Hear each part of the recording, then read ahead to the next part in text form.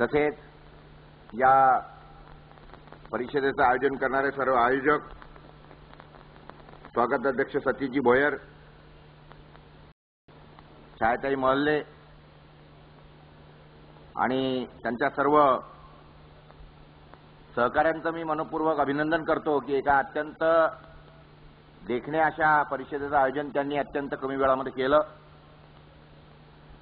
कार्यक्रमाचं 3 दिवसाचं सत्र आणि त्यामध्ये जे काही ठेवलेले विषय आहेत या सगळ्या विषयांचा जेव्हा मी अभ्यास करायला बसलो त्यावेळेला मला दिसलं की अत्यंत व्यापक असा दृष्टिकोन ठेवून ही सगळी शैक्षणिक परिषद आजची ठेवलेली आहे आणि खऱ्या अर्थाने शिक्षण अशा पद्धतीचं याचं स्वरूप जे काही ठेवलेलं आहे. येणारे 3 दिवस एका दिवसाची परिषद भरवायला कमरेचे केवढे टाके तोडावे लागतात आणि 3 दिवसाची शैक्षणिक परिषद, त्यामुळे यांचं आयोजन आणि त्यांना साथ देणारी लोक, खरं म्हटलं म्हणजे या सत्राचे अध्यक्ष माझ्या पुरुषोत्तमजी खेडेकर आहेत. ते यायला निघाले आहेत असं मला कळलं, मात्र मला स्वतःला वैयक्तिक जायची घाई आहे आणि त्यामुळे मी आयोजकांना विनंती केली की शैक्षणिक सत्र सुरू होऊन द्यावं. जे विषय इथे ठेवलेला आहे खरं म्हटलं माझ्यासाठी शिक्षणाचं बदलतं स्वरूप. एक या राज्याचे शिक्षण मंत्री ज्यांचं चौफेर असं भाषण आताच नुकतं आपण ऐकलं आणि त्यांचा विषय सुद्धा विद्रोही तुकाराम आणि संतांचा वैज्ञानिक दृष्टिकोन आणि एवढा व्यापक विषय, त्याच्यावर एवढं त्यांचं विद्वत्ता प्रचूर आणि चौफेर असं भाषण आणि त्याच्यानंतर एका शेतकऱ्याच्या मुलाचं किंवा शैक्षणिक म्हणजे काय म्हणतात त्याला शेतकऱ्यांसाठी पेपर चालवणाऱ्या संपादकाचं शिक्षणाचं बदलतं स्वरूप या विषयावरचं भाषण मला असं वाटतं की एवढं काही आपल्याला भावणार नाही, पण तरी सुद्धा मी माझ्या परीने त्या सगळ्या संदर्भामध्ये काही प्रकाश टाकण्याचा माझ्या नावाप्रमाणे मी प्रयत्न करतो. मित्रांनो, सध्याच्या घडीला जी काही शिक्षणाची व्यवस्था आपण पाहतो, पुरके साहेबांनी त्यांच्या भाषणामध्ये आताच सांगितलं की 39 कोटी लोक या देशामध्ये 50 रुपये सुद्धा कमवू शकत नाहीत अशी त्यांची अवस्था आहे.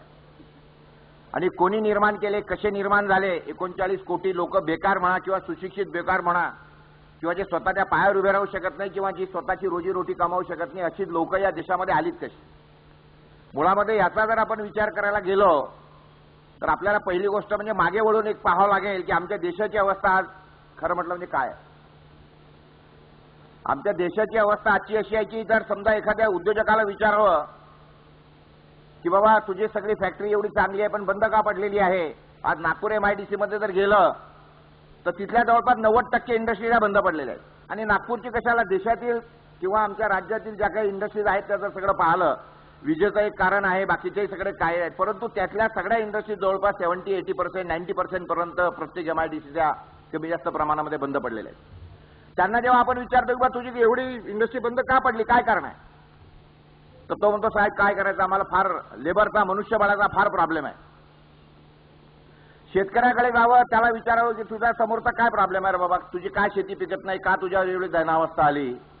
तर शेतकऱ्याला विचारलं तर तोही सांगतो साहेब काय करावं, मजुरांचा फारच प्रॉब्लेम आहे. तुझी शेती किती आहे, तर तो म्हणतो माझी शेती 2 एकर आहे. 2 एकरवाला शेतकरी हा स्वतःच मजूर असतो आणि तो म्हणतो की मला मजुरांचा प्रॉब्लेम आहे. ही एक या देशातली शोकांतिका आहे. म्हणजे त्याला स्वतःला तो मजूर समजत नाही, तो शेतमालक समजतो. सुशिक्षित बेरोजगारांना जर आपण विचारलं की बाबा तुझा प्रॉब्लेम काय आहे, तर सुशिक्षित बेरोजगार जेव्हा भेटतात त्यावेळेला प्रत्येक वेळेला कोणी मला मोठी माणसं भेटतात किंवा आमचे संचालक, डायरेक्टर किंवा मित्र कोणी भेटले तर त्यातल्या प्रत्येकाची अशी आपली असते किंवा मागणी असते की साहेब काहीतरी करा, आमचा मुलगा आहे, माझा भाचा आहे किंवा माझी भाची आहे किंवा माझा पुतण्या आहे, त्याला जमलं तर कुठंतरी तुमच्या बँकेमध्ये म्हणा किंवा तुमच्या देशोन्नतीमध्ये म्हणा, हे कुठंतरी तुम्ही त्याला लावून घ्या. आणि काही लोक एवढी बिचारी लाचार असतात की ते म्हणतात काही करा साहेब, पगार नाही दिला तरी चालेल पण तुम्ही याला डिकवून घ्या, लावून घ्या. तर पगार नाही दिला तरी तुला लावून का घ्यायचा आहे, तर तो म्हणजे बा तुम्ही याला लावून घेतलं म्हणजे जरा थोडंसं काही शिकेल बिकेल. तर त्याच्या बाजूचा मनुष्य सहज माझ्या कानामध्ये सांगतो की तुमच्या इकडे जर साहेब त्याला नोकरी आहे असं जर दिसलं, प्रकाश भाऊच्या बँकेत नोकरी आहे असं म्हटलं म्हणजे जरा हुंड्याचा भाव वधारतो, हा त्यातला खरा इतिहास आहे. एवढी लाचारी लोकांची आहे आणि सुशिक्षित बेरोजगारांना विचारलं की बा तुझा प्रॉब्लेम का, तो साहेब काय करा, नोकरीचा प्रॉब्लेम आहे. सुशिक्षित बेरोजगार म्हणतो की मला नोकरी मिळत नाही, उद्योजक म्हणतो की मला माणसं मिळत नाहीत, म्हणजे मला लेबरचा प्रॉब्लेम, आणि शेतकरी म्हणतो माझाही लेबरचा प्रॉब्लेम. या दोघांना माणसं मिळत नाही आणि ह्याला नोकरी मिळत नाही. यातला जेव्हा जिस्ट मी काढला त्यावेळेला माझ्या लक्षात आलं की there is no problem of employment, but there is a problem of employable people. म्हणजे ज्यांना नोकरीला ठेवावं किंवा ज्या माझ्याकडे असलेल्या जागेकरिता लायक असलेल्या माणसांचा खरं म्हटलं म्हणजे प्रॉब्लेम आहे. नोकरीचा काहीच प्रॉब्लेम नाही, नोकरी भरपूर उपलब्ध आहे. परंतु आज परिस्थिती अशी निर्माण झालेली आहे की जी काही आमच्या ह्या सध्याच्या शैक्षणिक अवस्थेनं जी काही पोरं तयार केली, ही पोरं आमच्या कुठल्याही कामाची नाही. उद्योजक म्हणून, एक संपादक म्हणून, एक शेतकरी म्हणून जेव्हा मी पाहायला लागतो त्यावेळेला मला वाटतं की बा ही शेतकरी म्हणून जेव्हा मी पाहायला लागतो त्यावेळेला 12वी किंवा ग्रॅज्युएट झालेला एखादा जर मुलगा भेटतो त्यावेळेला नंबर 1 प्रिफरन्स लोकांचा बँकेतल्या नोकरीला, नाही मिळालं शिक्षकाची अतिउत्तम. तर पोरं किती ठेवले आणि किती फेल झाले तरी पगाराला काही वांधा नाही आहे. जे काही कोचिंग क्लासेस आहेत ते कोचिंग क्लासेसचे वर्ग दुथडी भरून वाहतात. एकेका कोचिंग क्लासेसमध्ये 200 ते 250 पोरं आणि लाऊडस्पीकरवर तिथे शिकवल्या जाते. कुठे कुठे लेक्चरर हजर नसतो आणि सीडी लावून ठेवलेली असते त्या मास्तरच्या पहिल्या वर्गाची आणि ते पोरं ऐकत असतात. म्हणजे एकीकडे अशी परिस्थिती आहे की कोचिंग क्लासेसमध्ये पोरं रांगा लावतात, वरून पैसे भरतात, तिथं पोरं शिकायला जातात आणि कॉलेजमध्ये आणि शाळेमध्ये शिकत नाहीत. याचं कारण शोधायची खरी म्हणलं गरज. या देशामध्ये जी काही एवढी सुशिक्षित बेकारांची फौज तयार झालेली आहे त्याचा मी जेव्हा माझ्या परीने जेव्हा याचं उत्तर शोधायचा प्रयत्न केला त्यावेळेला मला असं दिसलं की याचं मूळ जे आहे ते जिल्हा परिषद आणि नगरपालिकांच्या शाळांमध्ये आहे. पाया जर पोरांचा कच्चा असेल तर पोरांनी करावं काय? पोरगा पुढे किती गेला त्याला गती मिळणार नाही आणि त्याची जर पुढे गती लागणार नाही तर जास्तीत जास्त पोरं 9वी पर्यंत जातात. कारण तोपर्यंत फक्त ढकला ढकला ढकला अशा पद्धतीचा चालू असतो. पण 10वी मध्ये जेव्हा बोर्डाची परीक्षा येते आणि 12वी मध्ये जेव्हा म्हणजे पहिली चाळणी 10वी आणि नंतरची फायनल चाळणी ही 12वी.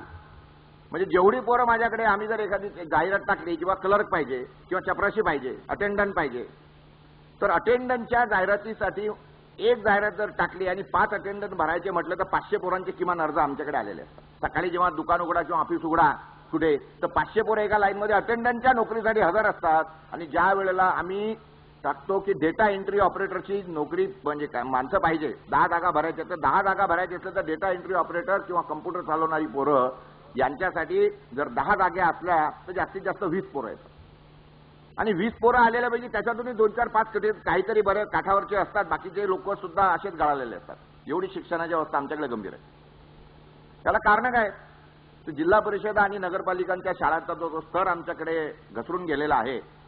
कुठे 12वी झाला, ग्रॅज्युएट झाला, 12वी झाल्यानंतर तर पोरांना आपण बीकॉम शिकायसाठी 3 वर्षाचा जर त्याला कोर्स देत असो आणि माझ्याकडे जर कोणी एखाद्या उद्योजकाकडे जर समजा कोणी बीकॉम झालेला पोरगा जर आणला आणि त्याला जर मी प्रश्न केला की बाबा तू संगणक साक्षर आहेस का, त्यांनी नाही म्हटलं तर मी त्याला सरळ बाहेरचा रस्ता दाखवतो.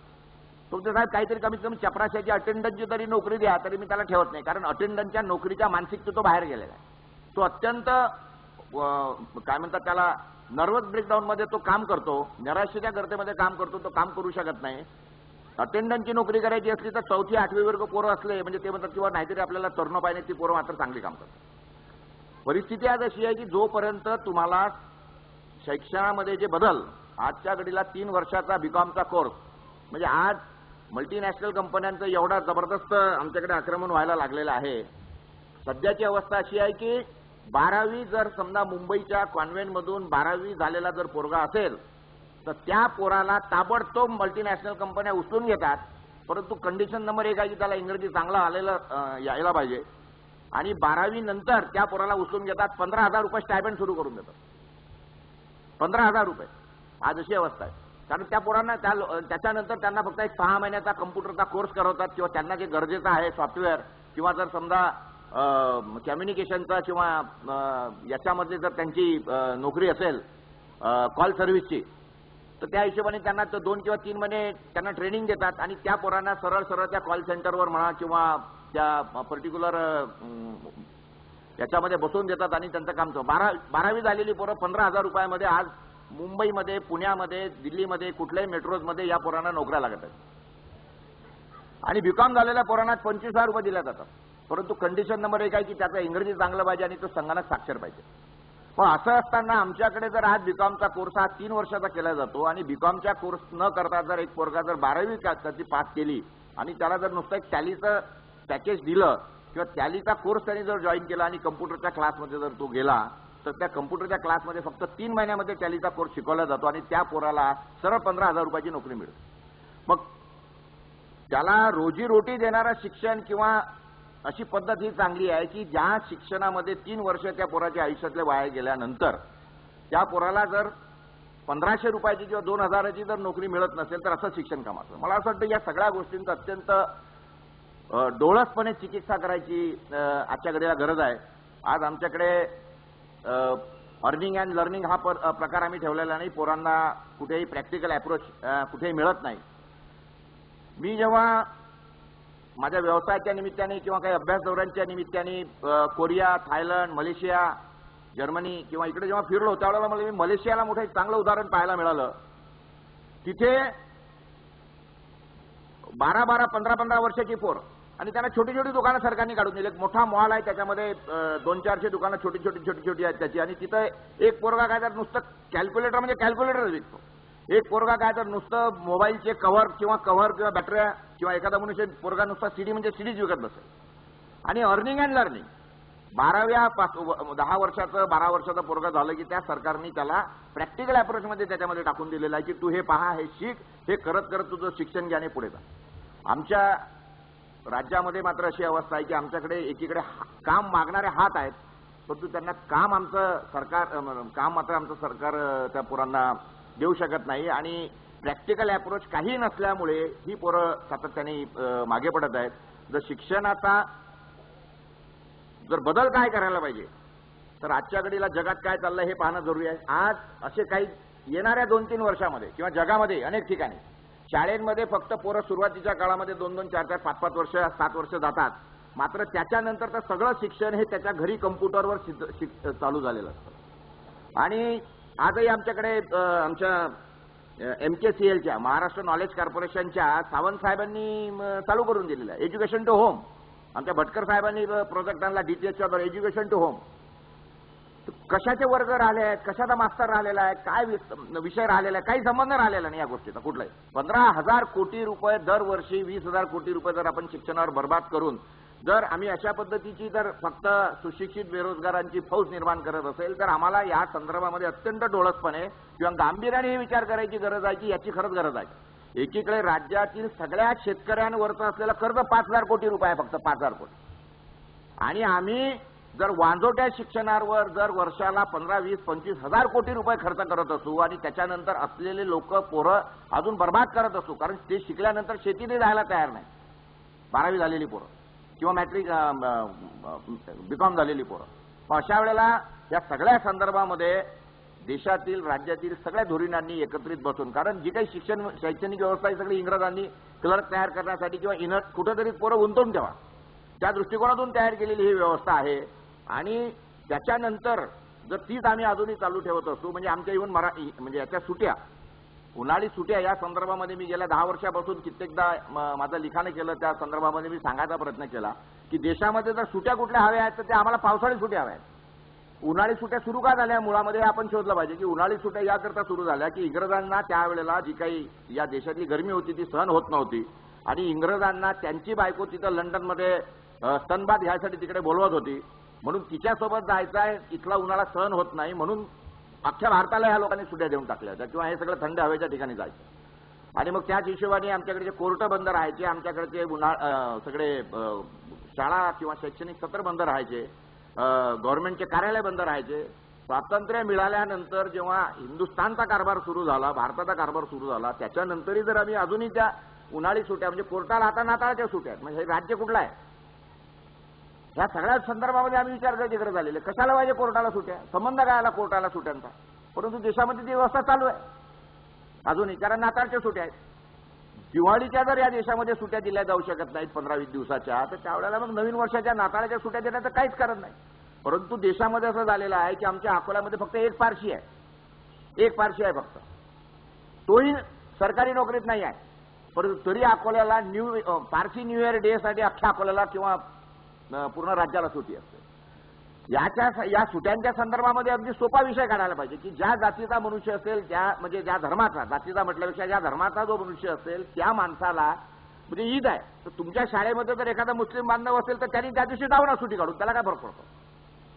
परंतु कुठल्याही याच्यामध्ये एखादा पारसी सुद्धा नोकरीला नाही आहे, एखादा मुस्लिम बांधव सुद्धा त्याच्यामध्ये नोकरीला नाही आहे, आणि मात्र ईदच्या दिवशी सगळ्यांना सुट्या किंवा आम्ही न्यू इयर्सच्या आम्ही सुट्या करत असू किंवा नाताळच्या याच्या सुट्या घेत असू. तर मला असं वाटतं की आमचं कुठंतरी सगळ्या गल्लत आणि चुकत आहे. या म्हणजे शैक्षणिक धोरण म्हणा, सुट्यांचं धोरण म्हणा, या सगळ्या संदर्भामध्ये अत्यंत गांभीर्याने आणि डोळसपणे आज विचार करायची खरं म्हटलं म्हणजे पाळी आलेली आहे.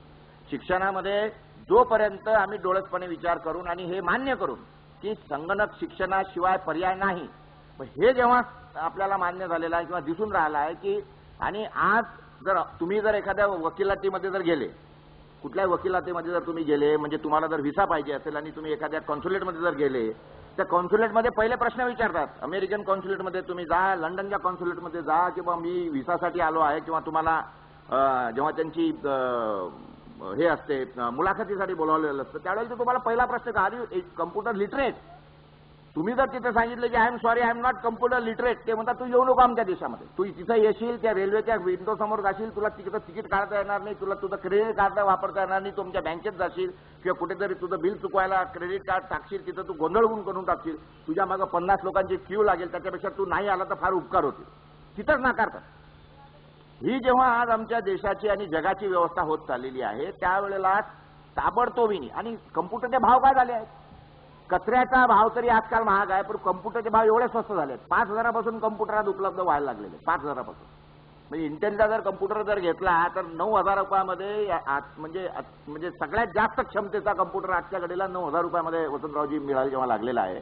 तर त्यावेळेला मला असं वाटतं की शाळेमध्ये डेस्क बेंच, शाळांमध्ये फार जास्त प्रचंड खर्च करायचा, त्याच्यापेक्षा सगळ्या जेवढा पोरं आहेत त्या सगळ्या पोरांना घरी त्याचा कम्प्युटर द्यायचा, इंटरनेटनी त्या सगळ्या पोरांना किंवा व्हीसॅटनी त्या सगळ्या पोरांना जोडायचा, देशामध्ये फक्त एक शिक्षक ठेवायचा आणि सगळ्या पोरांनी घरी शिकावं आणि सगळ्या शिक्षकांना घरी बसून ठेवा.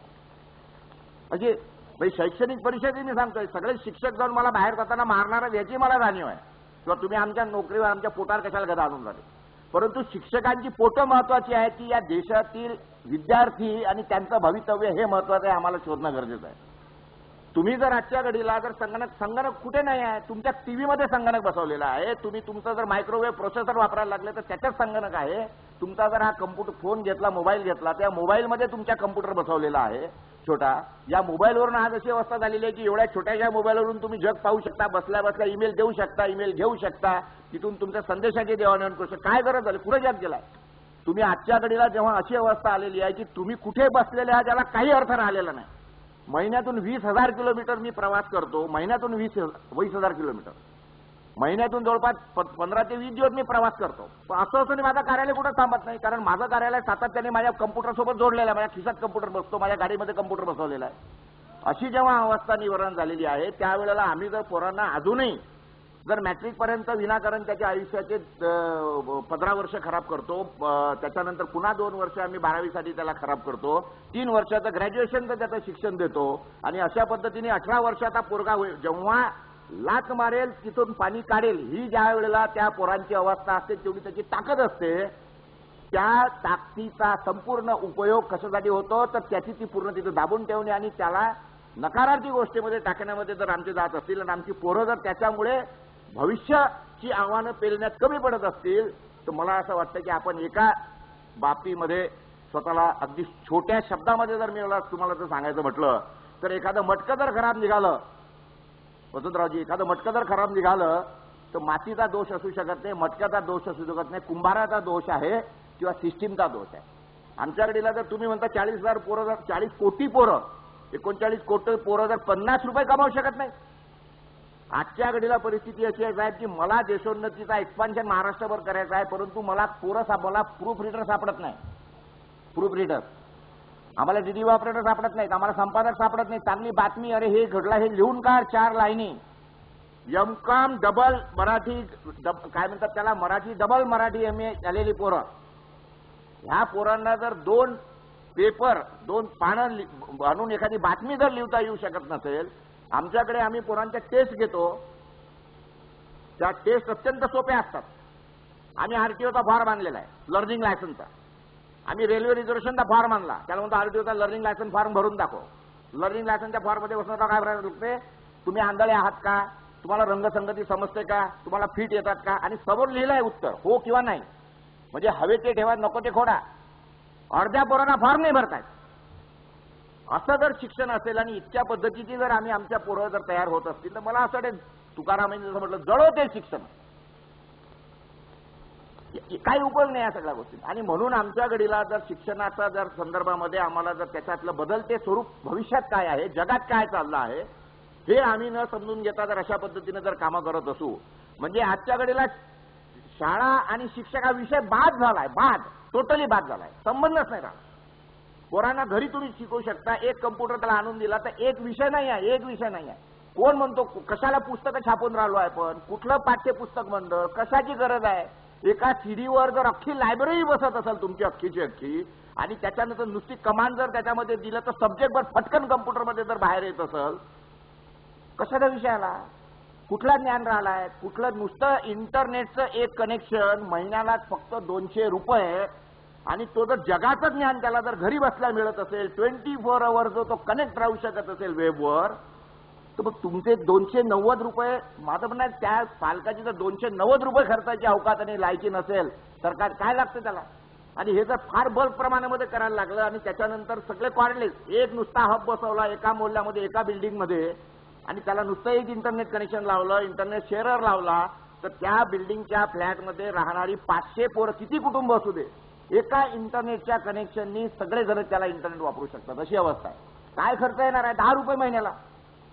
परंतु त्याच्यामुळे जर त्याला सगळं जर शिक्षण घरी बसल्या मिळत असेल, जगातली सगळी माहिती आज पुस्तकात राहिलेली नाही.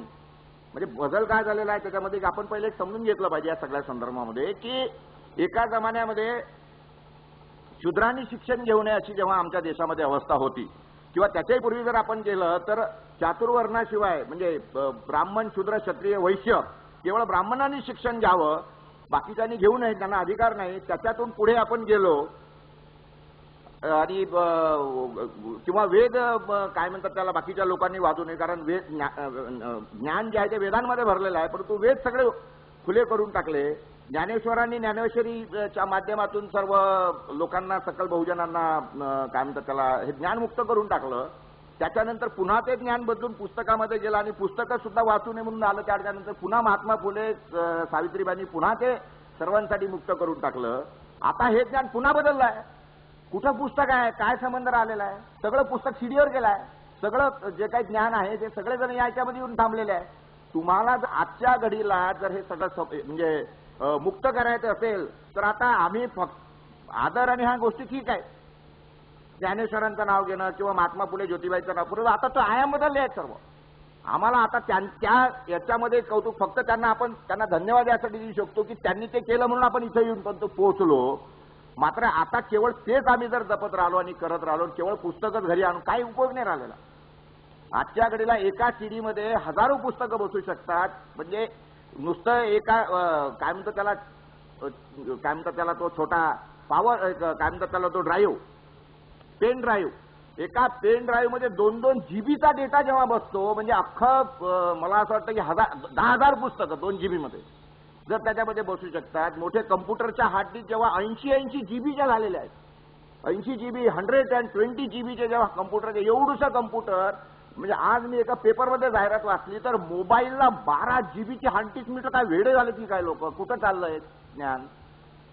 12 जीबीची हार्ड डिस्क मोबाईलला, म्हणजे कुठे काही मर्यादाच राहिलेला नाही. ज्ञान कुठे किंवा त्याचा डेटा बँक केवढी सुरू झालेली आहे, किंवा कुठे कुठे डेटा साचेल, कुठल्या फॉर्ममध्ये जाईल आणि काय किंमत झालेली आहे. जर 2 जीबीची तुम्हाला जर पेन ड्राईव्ह घ्यायचा असेल तर 1500 रुपयामध्ये 2 जीबीचा पेन ड्राईव्ह. म्हणजे कुठे ज्ञान, अख्खी लायब्ररी, म्हणजे अख्खं मंत्रालय जेव्हा आपण नागपूरला आणतो वसंतराव, तर अख्खं मंत्रालय आणण्यासाठी आपल्याला जवळपास सगळं, आणि 10 दिवसाच्या मंत्रालयासाठी आपण 50 कोटी खर्च करतो. माझं असं म्हणणं आहे की कधी आपण तमाशे बंद करणार आहोत हे सगळे. एका जमान्यामध्ये कुठेतरी तो नागपूर करार झाला आणि त्याच्यानंतर आपण आता इथे आणायला लागलो. केवळ करार झाला म्हणून 10 दिवसासाठी इथे यायचं, 10 दिवस ते अधिवेशन चालवायचं, त्याच्यासाठी अख्खं मंत्रालय इथं शिफ्ट करायचं आणि मंत्रालय इथं शिफ्ट झाल्यानंतर लोकांनी तिथं फक्त मोर्चे आणायचे आणि त्या मंत्रालयाच्या परिसरामध्ये जनता सोळा कुत्ता भी पैर नहीं मार सकता, परिंदा भी पैर नहीं मार सकता. कशासाठी आलं? कशासाठी आलं? पुढच्या अधिवेशनाच्या वेळेला तुम्ही आणि आपण सगळे शिक्षक सुशिक्षित आहोत. आपण हे समजून घेतलं पाहिजे आणि या दृष्टिकोनातून तयारी केली पाहिजे की पुढचं अधिवेशन 2 महिन्याच्या खाली चालू दिलं ना तर ठोकून काढू, जाना नहीं पडेगा.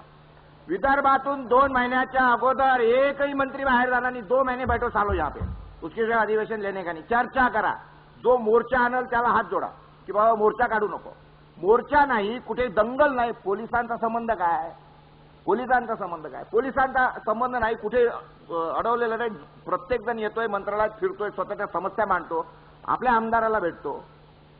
अधिवेशन चालू व्हायच्या अगोदर 2 महिने 3 महिने अगोदर त्याच्या आमदारांनी त्याच्या मतदारसंघामध्ये जर लोकांच्या बैठकी लावल्या, काय रे बाबा तुझी काय प्रॉब्लेम, काय शिक्षकांना तुमचा काय प्रॉब्लेम, काय व्यापाऱ्यांना तुमचा काय प्रॉब्लेम, काय शेतकऱ्यांना तुमचा काय प्रॉब्लेम, तुमच्या काय समस्या आहे, सुशिक्षित, ह्या सगळा अभ्यास केला, त्यांच्या हे केलं, त्यांची निवेदनं घेतली, मुद्दे काढले. 2 महिने अगोदर जर समजा हाऊसमध्ये पाठवून दिले की बाबा माझे हे प्रश्न आहेत, येणाऱ्या दिवसांमध्ये तयारी करून ठेवा, संबंध काय? परंतु अधिवेशनापर्यंत काही करायचं नाही. सगळे आमदार लोक फिरत राहणार किंवा कार्यकर्त्यांच्या घराण्यामध्ये बसलेले राहणार आणि त्याच्यानंतर जी जनता आहे ती मात्र केवळ इकडे तिकडे हात मारत राहणार किंवा बॉम्ब ठोकत राहणार. आणि अधिवेशन चालू झालं म्हणजे मोर्चा, कुत्रा उंगत नाही मोर्चाला, तिथे कोणी भेटायला येत नाही. उपयोग काय? 10,000चा मोर्चा, 1 लाखाचा मोर्चा, म्हणजे फक्त दाखवायचं काय ते माया मागं इतके मेंढर आहेत रे बा, मी इतक्या मेंढरायचा मेंढपाळ आहो हे दाखवायची माई ताकद किती. त्याच्यासाठी मोर्चा आणि अधिवेशन उपयोग काय? आणि कधी कधी आश्चर्य तर मला असं वाटतं, अधिवेशनाचा शेवटचा दिवस आमचे बच्चे टाकीवर चढू. अरे बाबा अधिवेशन संपून राहिलं ना, तुला टाकीवर चढायचं होतं तर अधिवेशनाच्या 10 दिवस अगोदर चढायचं होतं. उपयोग काय या सगळ्या गोष्टींचा? म्हणजे लोकशाही ये एक भोंडा मजाक, एक तमाशा, या पद्धतीचं जर स्वरूप, तर मला असं वाटतं की हा सगळा शिक्षणाच्या अभावाचा दुष्परिणाम आहे सगळ्या गोष्टींचा. एक वेबसाईट आहे कम्प्युटरवर, believe or not, believe or म्हणजे विश्वास ठेवा अथवा नका ठेवू, बिलीव्ह ऑर नॉट नावाची. तुम्ही गुगलला जा, गुगल सर्चला जा आणि त्याच्यामध्ये बिलीव्ह ऑर नॉट टाका, पटकन ती वेबसाईट समोर आहे, त्याच्यात तुम्हाला दिसेल. त्याच्यामध्ये त्या बिलीव्ह ऑर नॉट या वेबसाईटवर मी परवाच्या दिवशी पाहत होतो, मी डोक्याला हात मारला. वसंतरावजी त्याचा काय आहे माहिती आहे? वसंत त्या बिलीव्ह ऑर नॉट मध्ये भारतामध्ये निवडणुकांमध्ये अजूनही भिंती रंगवल्या जातात आणि पोस्टर चिपकवतात, बिलीव्ह ऑर नॉट.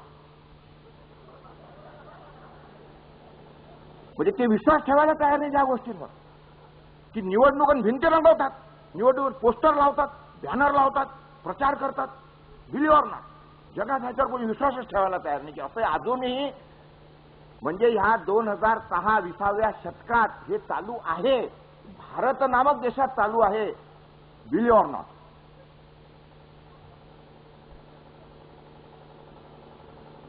दुसरं आहे त्याच्यामध्ये अजून की भारतातल्या हायवेवर, भारतातील हायवेवर जनावरं आणि म्हशी किंवा हे फिरत असतात, बिलीव्ह ऑर नॉट.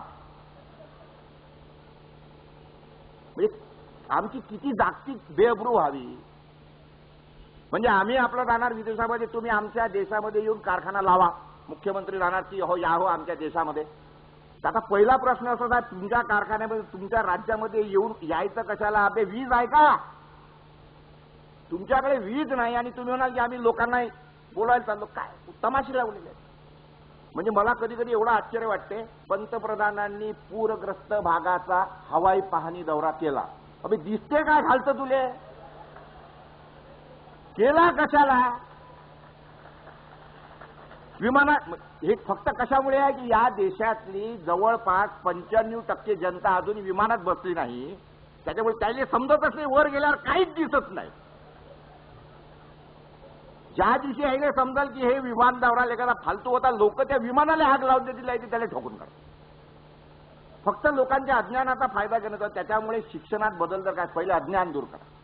जे चालू आहेत आमच्याकडे तमाशे सगळे आहे, हे सगळ्या गोष्टींचे, म्हणजे स्वातंत्र्य मिळाल्यानंतर 55 वर्षानंतर जर आमची अशी परिस्थिती असेल, आणि कशामुळे झालाय फक्त त्याचं कारण साधं आणि सरळ झालेलं आहे. सगळ्या देशाची, राज्याची आणि त्याची सुधारणा एका सेकंदात 1 रुपया खर्च न करता, 1 रुपया खर्च करायची गरज नाही. माझे फॉर्म्युले नेहमी कसे असतात, बिन पैशाचे, म्हणजे साप बी तुटे लाठी बिना, साप बी मरे लाठी बिना तुटे. जर आमचा या देशातल्या या लोकशाहीचा तमाशा जर बंद करायचा असेल तर अगदी सोपा विषय आहे, सोपा विषय. No vote no privilege, single line. म्हणजे आजच्या घडीला कुठल्याही राज्यकर्त्यांना किंवा एखाद्या मंत्र्याला भ्रष्टाचार का करावा लागतो? कारण त्याला निवडणूक लढवायची आहे. मग निवडणूक लढवायची आहे म्हणजे बघा, लोकांना पूल करायचा आहे. पूल करायचा म्हणजे आता आता कार्यकर्ते पोसणं आहेत. कार्यकर्ते पोसायचे म्हटले मग आता त्यांचे सगळे नाजो नखरे, सगळं खाणं पिणं सकाळ संध्याकाळ त्याचं सगळंच पाहावं लागतं विचारायचं. त्या आमदारची नाईलाज असतो. त्याच्यामुळे मग आता एवढे पैसे पाहिजे तर त्याच्यासाठी दोनच परिस्थिती आहे. एक तर का घरचं खाण, लष्कराच्या भाकरी वादन घरचं इक किंवा कर्ज करून टाक, किंवा दुसरा विषय असतो की मग कुठेतरी जाऊन पैसे आण, ज्याच्या बदलीत घे, त्याच्या कॉन्ट्रॅक्टमध्ये घे. त्यांचा नाईलाज आहे, सिस्टीम तशी लागलेली आहे. एखादा अध्यक्ष असतो पार्टीचा, त्याला पार्टी लढवायची आहे, एवढे लोक उभे करायचे आहेत. मग त्याच्यासमोर 2 पर्याय आहेत आजच्या घडीला, की एक तर असा मनुष्य उभा करणे की जो पार्टीला काही 2-4-5 कोटी देईल, किंवा दुसरा मनुष्य एखादा आमचा सानंदासारखा उभा करणे की बाबा तुला पैसे देतो, पार्टीलाही 50 लाख देतो, म्हणतो पार्टीलाही 50 लाख देतो, माझं इलेक्शन लढतो, मग आजूबाजूचे 2-3-5 जण त्याचाही खर्च मी करून टाकतो, आप चिंता मत करो साहेब. आणि मग तो काय करतो, मतदारसंघामध्ये जातो, रात्री त्याचे गुंड फिरतात, आणि त्याच्यानंतर लोकांच्या घरी काय करून टाकतो, तर कुकरच्या खाली दांड्या वाटून टाकतो, कुकरच्या दांड्या. आणि प्रचार काय करतो, राणा चुन के आए तो दूसरे दिन दंडी बता के कुकर लेके जाना. निवडून आला थम्पिंग मेजॉरिटीनं. ज्या देशामध्ये कुकरच्या दांड्या पाहून लोक मतदान ठोकतात, आम्ही लायक आहो काय लोकशाहीसाठी? कशासाठी? हे सगळं तमाशे चालू आहे. हे जर बदलायचं असेल तर सोपे विषय आहे. वी आर एज्युकेटेड, आम्ही शिक्षक आहोत, आम्ही सगळा समाज बदलू शकतो. इथं जो बसलेला शिक्षक आहे तो 1000 पोरं त्याच्या आयुष्यामध्ये घडवत असतो, कमीत कमी 1000 ते 2000 पोरं. आम्हाला जर पहिल्या शिक्षकांचं बुद्धी हे करायची. समाज घडवणारे म्हणजे जर कुंभाराला जर माती कशी तुडवावी, त्या चाकावर कशी फिरवावी, मडकं कसं, हे त्यालाच माहीत नसेल तर त्याला बसवलं कशाला? गरज आजच्या घडीला अशी आहे की आम्हाला जर एका सशक्त समाजाची जर निर्मिती करायची असेल तर शिक्षक साधा सरळ. मी जेव्हा विद्यार्थी होतो त्यावेळेला माझी ही अपेक्षा होती, मी नेहमी या अपेक्षेने पाहायचो, शिक्षक म्हटलं म्हणजे बा मी त्याला जे विचारेल ते त्याला आलंच पाहिजे, येतच असते. कारण बालबुद्धी असते, त्याला वाटतं बा मला हे येत नाही, हे काय? ते मूल जसं आईला विचारते त्या पद्धतीने तो पोरगा जेव्हा शाळेमध्ये जातो त्यावेळेला शिक्षकाला विचारतो, गुरुजी हे कसं? तर गुरुजीनं त्याला हे कसं याचं उत्तर त्याची होपकाळीत मारली तर त्या पोराचा जो इलाज होतो त्याची ती बुद्धी होते. होपकाळीत का मारतो? कारण त्या गुरुजीला येत नसते. शहाणा गुरुजी असतो तो ते असं का, ठीक मला आता वेळ नाही बेटा, मी तुझ्याशी उद्या बोलतो. म्हणजे तो गुरुजी घरी जाईल, त्याचा अभ्यास करेल, पाहिल काय, दुसऱ्या दिवशी पोराला त्याला शिक्षक म्हणतो. किती उरले आहेत शाळेमध्ये? शिक्षण म्हणजे अभ्यास करून शिकवणारे गुरुजी किती उरले आहेत? नवीन जे काही तंत्रज्ञान बदललं आहे, ज्या ज्या गोष्टी होत आहेत या संदर्भामध्ये, आणि त्याच्यानंतर राज्य सरकारने नवीन युगाच्या दृष्टिकोनातून शिक्षणामध्ये काय बदल केलेले आहेत? काय बदल केलेले आहेत? काही बदल केले नाही आहेत. परिस्थिती अशी आहे की आम्ही सांगतो तेवढं, तू अभ्यासक्रमाच्या बाहेरचं शिकवलं कशाला? परिस्थिती अशी आहे की अभ्यासक्रमातल्या गोष्टी जास्तीत जास्त 5 किंवा, माझं म्हणणं आहे की आजचं शिक्षण फक्त पोराला काय करू शकते तर ते करू शकतं, फक्त त्याला सुशिक्षित करू शकतं. म्हणजे त्याला लिहिता येऊ शकते, बोलता येऊ शकते, वाचता येऊ शकते. बाकी त्याला जगाचं ज्ञान घ्यायचं असेल तर त्याला वेगळ्या पद्धतीने शिकवणं किंवा त्या पद्धतीने शिक्षणामध्ये बदल घडणं, त्या शिक्षकामध्ये स्वतःचे तसे बदल असणं, ते कधी आहे. किती शिक्षण मी नेहमी म्हणजे शेतकऱ्यांमध्ये जातो. आजच्या घडीला अवस्था काय आहे की शेतकऱ्यांना की त्यांना विचारतो बा कोणाकडे पेरण्याला एक दाणे आहे तो त्याच्या घरचे सांगा, हात वर करा.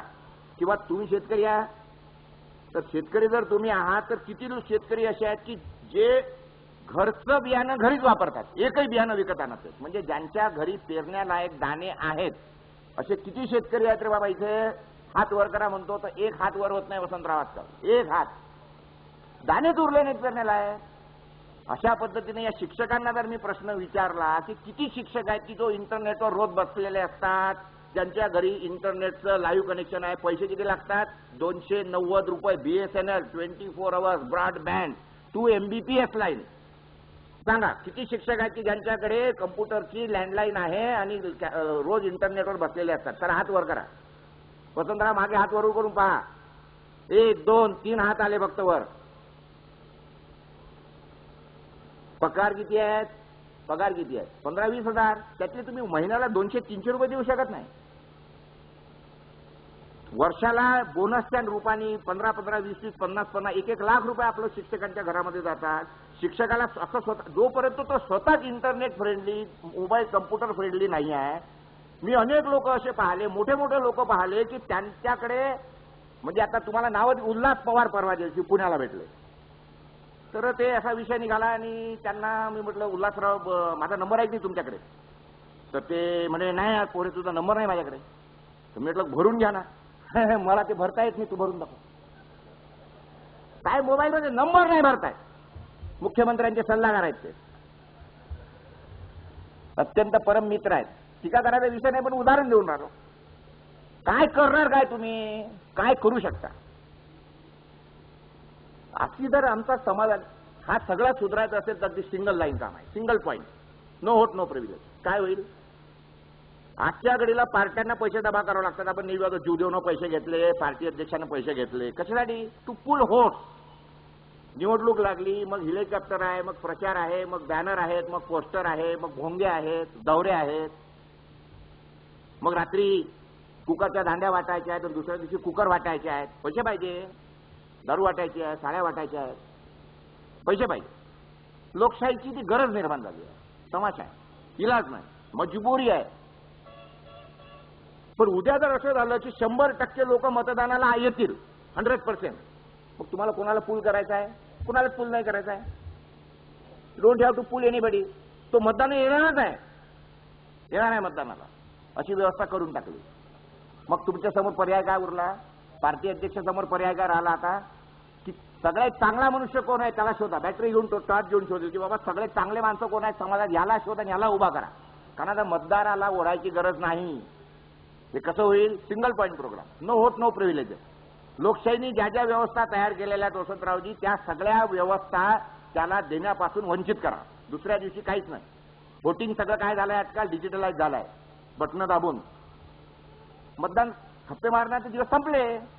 मग जर सगळे कम्प्युटर वाईज मतदान आहे तर सगळ्या कम्प्युटरचा डेटा जर एका रात्रीत एकत्र केला, तशी जर सोय केली आणि सगळ्या कम्प्युटरचा डेटा एकत्र झाला मतदारसंघातल्या किंवा देशातल्या किंवा राज्यातल्या, आणि तो जर संपूर्ण व्यवस्थेला फिट करून टाकला रातोरात, आणि ज्या माणसाने मतदान केलं नाही तो दुसऱ्या दिवशी जर बँकेत गेला, अकाउंट लॉक. अकाउंट लॉक संबंध काय? तुझा जे काय लोकशाहीवर विश्वास नाही, मतदान करत नाही, आमच्या बँकेत खातं उघडलं कशाला? तुझं अकाउंट लॉक झालेलं आहे, किती पैसे ते पाहायचे, त्याला पैसे 5%, 10% पेनल्टी लावायची, पैसे परत करून टाकायचे. त्याच्या घरचं दुसऱ्या दिवशी नळाचं कनेक्शन 2-4 दिवसामध्ये त्याला बंद झालंच पाहिजे. तुझा गरज काय? तुझं लेखा लोकशाही, तुला पाण्याचं कनेक्शन पाहिजे कशाला? विजेचं कनेक्शन बंद करून टाका. पोरगं शाळेमध्ये शिक्षण घ्यायला जात असेल तर त्याला घरी पाठवून द्या. तुझा संबंध काय आला? तुझा लोकशाहीवर त्यांनी तयार केलेली व्यवस्था आहे. घासलेट पाहिजे, नाही मिळणार. गॅस पाहिजे, मिळणार नाही. रेल्वेवर रिझर्वेशन करायला गेला, कम्प्युटर त्यांनी चालू केला. काय साहेब तिकीट? हो. काय नंबर आहे तुमचा? 1180 कोड नंबर. 1180 कोड नंबर टाकल्याबरोबर कम्प्युटर लॉक. साहेब तुमचं तिकीट काढू शकत नाही कम्प्युटर. बहुतेक तुम्ही मतदान केलेलं नसावं काल. जायले का सारे धक्के खात नाही, जाय पैदल. काचाचं रिझर्वेशन दे तुला, कशाला पाहिजे? विमानात गेला कशाचं रिझर्वेशन तुला? कशाला तिकीट पाहिजे? लोकशाही व्यवस्थेने ज्या ज्या गोष्टी तयार केल्या त्याला नाकारा. दुसऱ्या दिवशी लोक साहेब ढुंगणाला पाय लावतील, मतदान करायला जातील आपोआप. या देशाची समस्या संपून जाईल. किती पैसा खर्च होणार आहे मला समजून सांगा. 1 रुपया खर्च होणार नाही या सगळ्या गोष्टींमध्ये. आणि 100% जर मतदान झालं आणि त्याच्यानंतर 10 लोक जर उभे आहेत मतदानाला, तर 10 मत लोक उभे आहेत. आपल्या लोकशाहीमध्ये शहाणे लोक खूप जास्त आहेत. म्हणजे मग आमच्या हक्काचं काय? तर त्याच्यासाठी होतं. तुझ्या हक्काचं असं आहे की 10 लोक उभे आहेत, त्याच्या ऐवजी 11वं बटन अजून आहे. या 10 कोणीच नाही, नन ऑफ देम. या 10 मूर्खांपैकी एकही मूर्ख गाढव मला पसंत नाही, म्हणून मी नकारार्थी मतदान करत आहे. आणि या नकारार्थी मतदानाची टक्केवारी जर होकारार्थी मतदानाच्या पेक्षा 1% जास्त असली तरी संपूर्ण इलेक्शनची प्रक्रिया पुन्हा रिव्हर्स करा. सोपा विषय आहे. पैसे किती खर्च होणार आहे त्याला? काही नाही, 1 रुपया नाही. आणि त्याच्यानंतर अजून ज्या लोकांनी मतदान केलं नाही त्या लोकांना तरी त्यांनी म्हटलं की नाही बा मला नळाचं कनेक्शन पाहिजेच आहे. तर ज्यांनी मतदान केलं त्याला जर तुम्ही नळाचं कनेक्शन वर्षाला 1000 रुपयात देत असाल त्याला 5000 रुपयात द्या. रेल्वेचं रिझर्वेशन 200 रुपयाचं असेल तर त्या माणसाला 2000 द्या. वरचे आलेले पैसे कॉर्पोरेट फंडात टाका. 15,000 20,000 कोटीचा कॉर्पोरेट फंड तयार होईल आणि हा कॉर्पोरेट फंड बँकेत ठेवा. त्या कॉर्पोरेट फंडावर आलेलं व्याज येणाऱ्या इलेक्शनमध्ये जेवढ्या पार्ट्या उभ्या आहेत त्या पार्ट्यांच्या उमेदवारांना त्यांनी घेतलेल्या मताच्या प्रमाणामध्ये इक्वली डिवाइड करून टाका. विषय संपला. कुठं निवडणूक प्रक्रिया आली, कुठं देशाचं बजेट आलं, कशाचं सँक्शन आलं, परंतु 100% मतदान होईल. चांगली माणसं निवडून येतील आणि नालायकांची गोची होईल. म्हणून हा प्रक्रिया देशात होऊ शकत नाही कारण सध्या राज्यात त्यांचं चालू आहे. शिक्षण म्हणजे नुसतं शाळेतलं शिक्षण करून उपयोग नाही, परंतु ते करण्यासाठी पहिली गोष्ट म्हणजे लोकशाहीची सगळी व्यवस्था ही कुठून जाते तर भवनातून जाते. ते विधान भवन असो, ते संसद भवन असो, तिथली जोपर्यंत व्यवस्था बदलत नाही तोपर्यंत शिक्षण बदलू शकत नाही. म्हणून आमच्या जोपर्यंत तिथली पहिले व्यवस्था बदलणे, ते झाल्यानंतर शिक्षण बदलणे, मग शाळा चालवायच्या की कॉलेजेस चालवायचे की कोचिंग क्लासेस चालवायचे. मला जर विचाराल वसंतराव तर शिक्षणातला महत्वाचा बदल जर काय करायचा असेल, शाळा आणि कॉलेजेस बंद करून टाका, कोचिंग क्लासेसला परवानगी देऊन टाका. तू शिकवत बस, फक्त तुम्ही परीक्षा घ्यायचं काम करा, दुसरं काहीच करू नका. आणि या कोचिंग क्लासेसवर 10% 20% कर लावून टाका. आज तुम्ही 15,000 कोटी 20,000 कोटी खर्च करता, उद्या 20,000 कोटी रुपये राज्याला मिळतील याची मी तुम्हाला हमी देतो. याची मी हमी देतो. अर्निंग सोर्स 20,000 कोटी सरकारला मिळतील, 1 रुपया खर्च नाही. आणि 100% पोरं व्यवस्थित शिकतील कारण ज्याचा कोचिंग क्लास चांगला तिथं पोट्टे लाईन लावतील, ज्याचा कोचिंग क्लास बोगस तिथं पोट्टे जाणार नाही. आज तुमचा मास्तर चांगला असो, शाळा चांगली असो नसो, त्याला पगार देणं चालू आहे तरी तो पोट्टाही तिथं जातोय. 9वी पर्यंत ढकलत पास होतो आहे आणि 10वी आलंय 12वी आली की तो सत्यानाश होतो. आणि आमचा हा बहुजन समाजातला पोरगा IAS IPS कुठल्याच परीक्षेत टिकत नाही. हे त्याचं षडयंत्र आहे. तो आमच्या परीक्षेत येऊ नये, आमच्या लाईनमध्ये येऊ नये, आम्हाला कॉम्पिटिशन करू नये. आणि बिहारी आणि UPच्या किंवा पश्चिम महाराष्ट्रातल्या किंवा CBSची त्याच पोरांना IAS IPS आणि लाल दिव्याची गाडी आयुष्यभर मिळावी याच्याकरिता हे बहुजन समाजाचे भयताळ दूर ठेवण्याचं हे शिक्षणातलं षडयंत्र आहे. सोपा विषय, इतका सोपा विषय. माझं म्हणणं का सरकार CBSE बोर्ड परीक्षा घेत नाही, कारण आमचं का पॅटर्न बदलत नाही, का तेवढ्या जबरदस्त शाळाच्या गती तयार होत नाही, का मास्तरांना सांगितलं जात नाही या सगळ्या संदर्भामध्ये की बाबा हे असं शिक्षण आहे, हे तुला शिकावं लागेल, तुला पगार चालू ठेव, परंतु येणारे 2 वर्ष तू शिक्षक नाही तर तूच विद्यार्थी पाहिजे. तू पहिले विद्यार्थी, तू ते शिकून घे, ते झाल्यानंतर पुन्हा शिकवायला. आणि शिक्षणाचं बदल स्वरूप करून टाका. घरी शिक्षक, कशाची शाळा, कशाला त्याला मेंटेनन्स, काही गरज नाही. घरी बसल्या बसल्या आणि एवढे क्रांतिकारी बदल केल्याशिवाय येणाऱ्या युगामध्ये जे काही मला झालं ते पाहून जर पुढे जर आम्हाला जर राहायचं असेल आणि आमची पोरं कोण म्हणतं पोरांना नोकऱ्या मिळत नाही. आजच्या घडीला 1.5 कोटी पोरं, जास्तीत जास्त 1.5 कोटी पोरं जगामध्ये जगात आहेत. लंडन, अमेरिका वगैरे सगळ्या देशांमध्ये जर पाहिली तर 1.5 कोटी भारतीय आहेत. फक्त 1.5 कोटी 2 कोटी असतील. 2 कोटी भारतीय पोरं आमचा देश चालवत आहेत. सरकार नाही चालून राहिलं. गंगाजळी जेवढी वाढली, डॉलर आणि पाऊंड कोण कमावत आहे? कोण कमावत आहे? सरकार कमावत आहे. काय एक्सपोर्ट करताय सरकार? कुठून आमच्याकडे इम्पोर्ट ड्युटी येते आहे? नाही येत. We are not exporting any damn thing because we don't have anything to export. काय आहे आमच्याकडे की आम्ही एक्सपोर्ट करू? आमच्याकडे एक्सपोर्ट जर काय होऊन राहिलं तर शेतकऱ्यांच्या आत्महत्यांच्या बातम्या एक्सपोर्ट होऊन राहिल्या. दैन्य आमचं एक्सपोर्ट होऊन राहिलं आहे. भारत हा भिकारचोट लोकांचा प्रदेश आहे. इथे लोक शेतकरी आत्महत्या हे एक्सपोर्ट होऊन राहिलं आहे. जगामध्ये कुठेही नाही तशा पद्धतीचे कॅमेरे लोकशाहीमध्ये लावले जातात, म्हणजे लोकसभागृहामध्ये लावले जातात आमच्या पार्लमेंटमध्ये. आणि आमचे खासदार आणि आमदार हे किती मूर्ख आहेत हे जग पाहते. तिथे बसून तिथे इतके बेवकूफ आहे, झगडा करते आणि जग पाहते आणि कॅमेरा टीव्हीवर. जगात कुठंच आहे ना बा. लंडनची पाहता का तुम्ही कुठं? अमेरिकेच्या पार्लमेंटमध्ये तुम्ही कॅमेरा लावलेला कधी पाहिला आहे का? आमच्या भारतात लावायची गरज काय? पहिले तर ते सुधरा. आमचे तमाशे म्हणजे गुरु चित्र घरी ठेवा ना, ते नाही. म्हणजे एवढा बिंडोक देश इतक्या बिंडोक पद्धती फक्त भारतात चालू शकतात. हे सगळे आमूलाग्र बदल करायची गरज आहे. शिक्षण म्हणा किंवा आमच्या शिक्षण अवस्थेमध्ये किंवा जगामध्ये जर सगळे व्यवस्था सुरू करायचे असले तर एका बाजूनी जाऊन चालणार नाही. आमच्यासोबत स्वतंत्र कोण झाला? चायना झाला. आमच्यासोबत स्वतंत्र कोण झाला? अमेरिका झाला. अमेरिकेने काय करून टाकलं? जितक्या जितक्या इंग्रजांनी लावलेल्या सिस्टीम्स होत्या त्या सगळ्या बदलून टाकल्या. साले तुम्ही लंडनवाले तुम्ही लेफ्ट हँड गाडी चालवता काय? ठीक आहे, चला हम राईट हँडने चलाएंगे. जगात कुठे नाही राईट हँड चालवता, जबरदस्तीने चालवता. तुम्ही साले बटन तुमचं वरून खाली करता का लाईट लावायसाठी? तर ठीक आहे, आमचं बटन जे करतो खालून वर जाईल तर लाईट लावायला. शिक्षण सगळं बदलून टाकलं. अमेरिका जगामध्ये नंबर 1 झाला. त्याचं कारण काय? Because they're change everything, they're change the system. जी सिस्टीम आमच्यावर राज्य करणाऱ्या लोकांनी आम्हाला गुलाम करण्यासाठी लावली होती, ती जर 50 वर्ष झाल्यानंतरही बदलण्याची अक्कल जर आमच्यात नसेल, देश चालू शकत नाही. पोरं क्रिम्पल झाली आहे. आमची एवढी जर 40-40 कोटी पोरं किंवा हा जर देश सुशिक्षित बेकारांचा तांडा झाला असेल, बदलणं का? पोरं आमची आहेत बाबा, पोरं खराब होत आहेत. या पोरांना जगाची जर दृष्टी मिळत नसेल आणि त्याच्यामध्ये जर फिरण्याला ते अपात्र ठरत असतील, पोरांची काही दोष नाही आहे. कारण त्याच्या समोर पहिला आदर्श बाप, दुसरा आदर्श माय, तिसरा आदर्श शिक्षक.